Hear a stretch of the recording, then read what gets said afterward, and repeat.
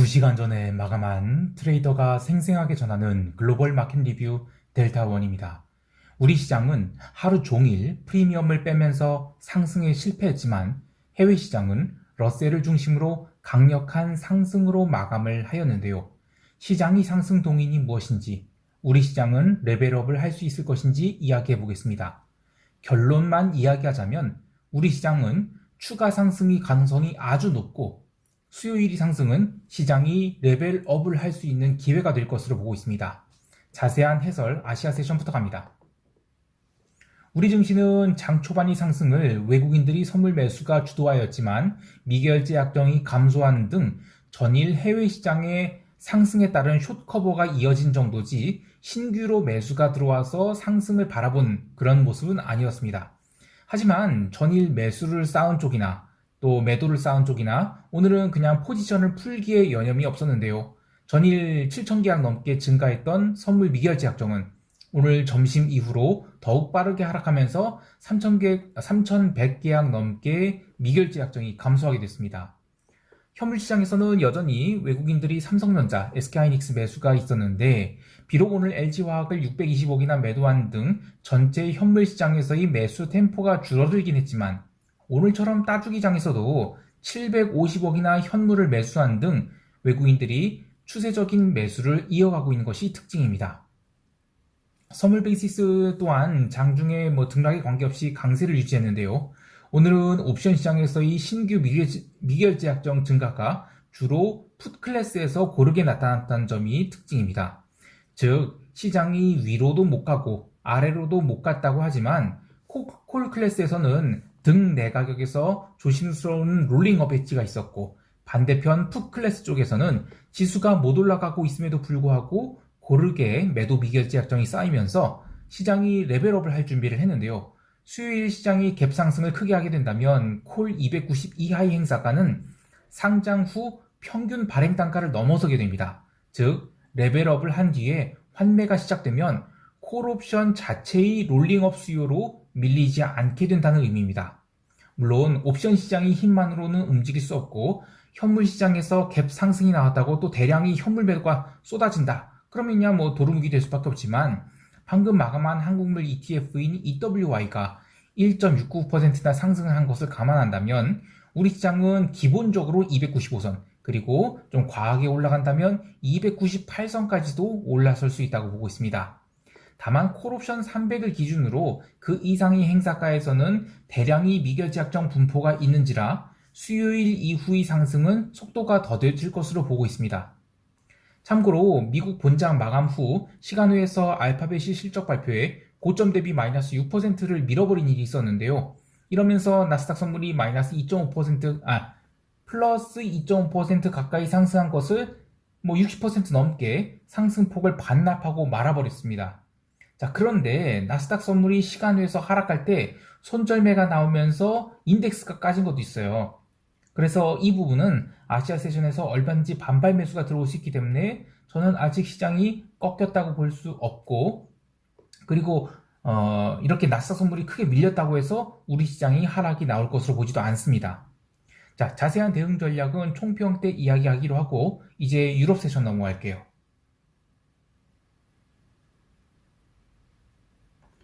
유럽 세션에서 있었던 가장 큰 일 두 가지는 채권 시장이 강하게 상승을 했다는 것과 비달러 바스켓이 강하게 반등을 했다 이것입니다.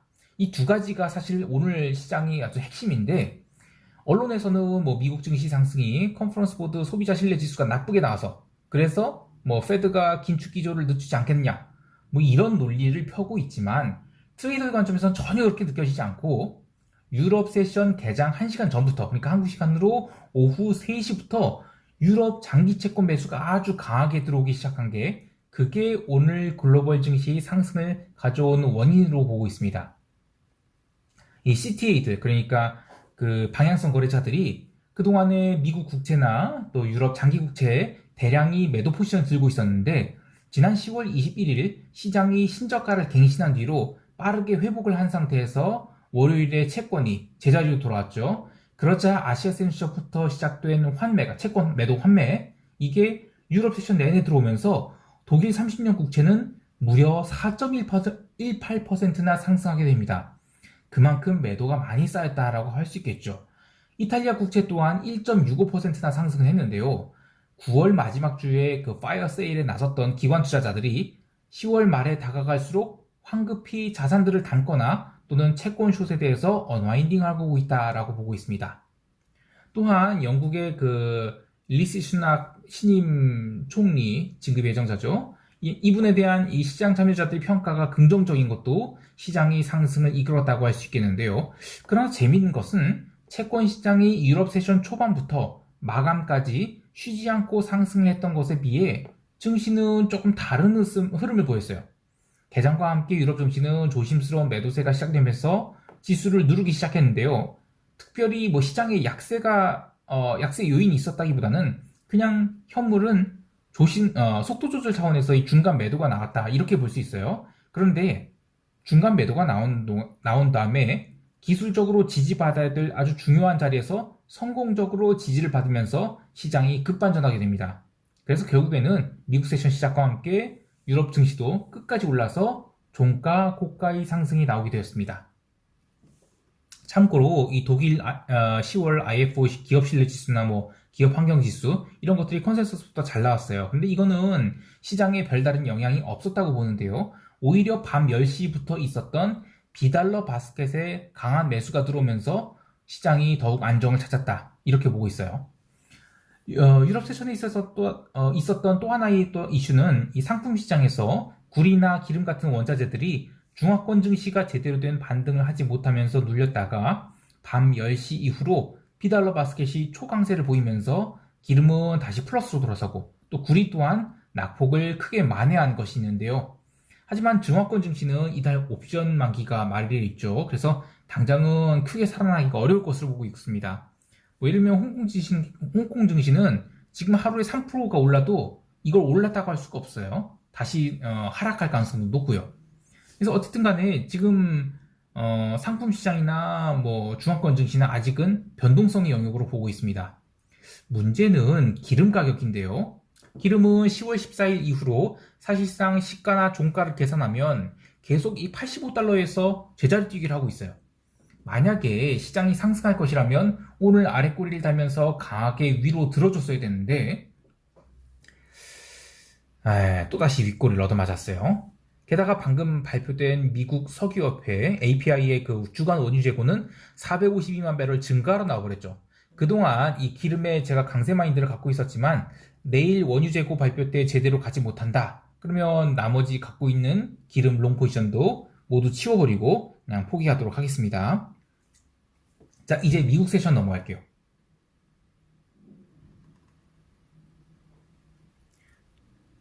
미국 지수 선물은 유럽 세션에서 기나긴 횡보세를 보이다가 본장 개장 30분 전에 채권 상승세에 가속도가 붙고 또 비달러 바스켓도 강하게 상승하자 프리마켓부터 상승을 시작하였습니다.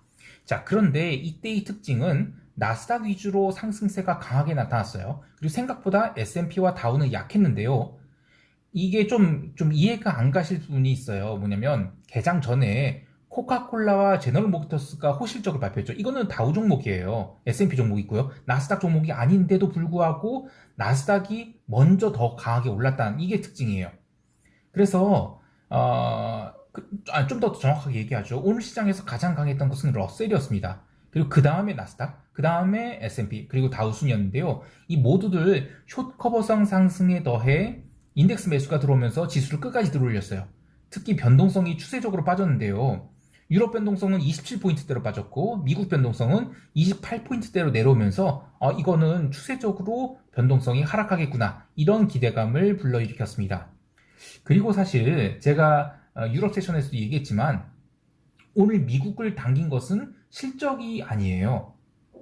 채권 시장이 강세 그리고 비달러의 강세가 나스닥 중심으로 시장을 당긴 것입니다. 물론 나스닥이 나중에 도루묵이 돼요. 이 미국 본장 마감 후 마이크로소프트랑 알파벳이 실적 발표로 시장이 아주 강력한 매도세를 얻어맞는데 시장이 저는 이렇게 빠질 일은 아니었다고 보거든요. 근데 대형주가 시간 내에서 크게 밀리니까 변동성이 다시 살아났어요.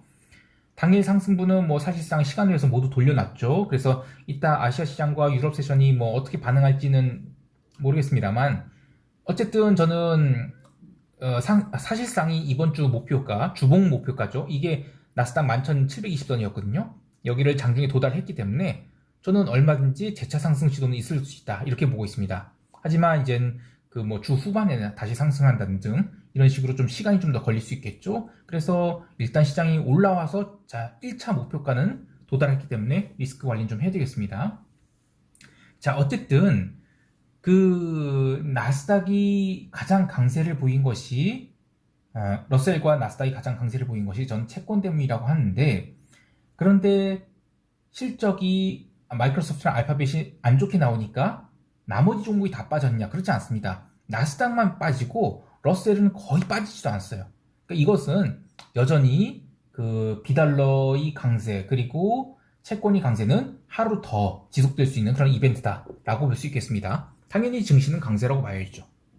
자, 개별 종목 중에서는 스냅을 이야기해 볼게요. 스냅이 지난 10월 21일에 마이너스 20%대의 갭 다운이 나왔죠. 근데 이후 꾸준히 반등하면서 오늘은 장중 플러스 15%까지 상승했어요. 전형적인 숏 커버 장세가 진행되고 있는 것이죠. 물론 그동안에 강했던 빅테크들을 눌러주면서 전체적인 속도 조절을 하고 있지만 꾸준한 매수세가 시장에 유입되고 있는 것은 분명합니다. 그래서 아직 시장을 숏으로 돌릴 이유는 없겠습니다. 다만 이 변동성이 절대 수치가 여전히 30포인트에 가까운 굉장히 높은 수치이기 때문에 시장은 오버슈팅과 언더슈팅을 반복하겠지만 기본적으로는 시장의 매수세가 더 많다는 것이 핵심입니다. 그 외에 뭐 굴뚝 종목들인 캐터필러 그리고 디어 그리고 홈디포 같은 종목들이 꾸준히 상승했는데 마찬가지로 시장은 속도 조절을 하고 있다. 그래서 돌아가면서 상승하고 있는 것이지 이것이 지금 하락장 아직은 아니라고 봅니다. 굉장히 강한 반등이 이어질 것으로 봅니다. 이제 시장 총평하면서 대응 전략 이야기합니다. 우리 시장은 갭 상승이 나올지 아니면 눌림이 나올지 모르겠습니다. 혹여 갭 다운이 나온다. 뭐 예를 들면 구글이나 그러니까 알파벳이나 마이크로소프트 때문에요. 그렇다면 거기서 숏으로 돌리기보다는 또 횡보기를 거쳐서 선물 매수를 추가해야 된다고 봐요. 사실상 지금 일주일째 수렴이 진행 중이죠. 그래서 여기서 더 밀어버린다는 것은 매도를 보는 입장에서도 굉장히 부담스러운 일이에요. 물론 갭 상승이 나온다면야 또 단기 차익 실현성 매도가 나올 수 있겠지만 마이크로소프트랑 구글이 실적 미스 나왔다고 우리 시장에 갭 다운이 나오고 더 밀린다? 이것은 연속성이 없다고 봐요. 특히 이들 둘이 실적 미스는 환율인데 우리 증시와는 전혀 관계가 없는 일이죠. 핵심은 전일 글로벌 채권 시장이 강세를 보였다는 것, 그리고 비달러 바스켓이 강하게 올랐다는 것입니다. 즉 우리 시장도 리스크 온이 흐름이 지속될 가능성이 크다고 봐요. 다만 오늘 과한 상승이 나온다. 그러면 저는 콜 305나 콜 312 매도를 쌓아서 위쪽 뚜껑을 닫을 것인데 그렇다고 해서 하락을 볼 생각은 전혀 없습니다. 해외 시장에 대해서는 나스닥 매수분 분할로 이익 실현을 했어요. 그런데 뭐 4개만 잘라고 나머지 8개는 계속 홀딩할 계획입니다. 저는 주봉을 양봉으로 만드는 것. 근데 주봉 목표가가 지금 일단 나스닥 기준 11,720이었는데 거기서 일부를 청산했기 때문에 나머지 신규 매수를 하지 않고 그 여유 자금을 가지고 어디까지 더 올라갈 것인지 추세 추종을 하도록 할 거예요. 그리고 유럽 증시가 종가 고가를 마감했습니다. 근데 그렇다면 수요일에 오전장에는 최소한 추가 상승이 나올 수 있다 이렇게 보고 있습니다. 그런데 22가 이번 주 목요일이에요. 그래서 미리 밀어버리거나 하진 않을 것으로 보고요. 그래서 뭐 기존 롱 포지션들 뭐 나스닥 매수 지금 다시 많이 빠졌죠. 그래도 BEP보단 항상 한참 위인데요. 정리하지 않고 계속 밀 거고요. 그리고 또 오지달러 매수 계속 홀딩할 것입니다. 그리고 지금 ECB 이후에 장기 채권이 고점을 찍는다. 그러면 그때 이탈리아 국채 매도를 조금 더 쌓아볼 생각이 있는데 요게 지금 모브 인덱스거든요. 이 채권 시장의 변동성 지수를 기간데 이게 꺾여버렸어요. 그래서 과연 이탈리아 국채라고 해도 채권을 매도하는 것이 맞나? 이런 고민이 좀 있습니다. 자, 그리고 네, 여기까지 할게요. 자, 오늘도 성공 투자하시길 바라고요. 이상 델타원이었습니다. 감사합니다.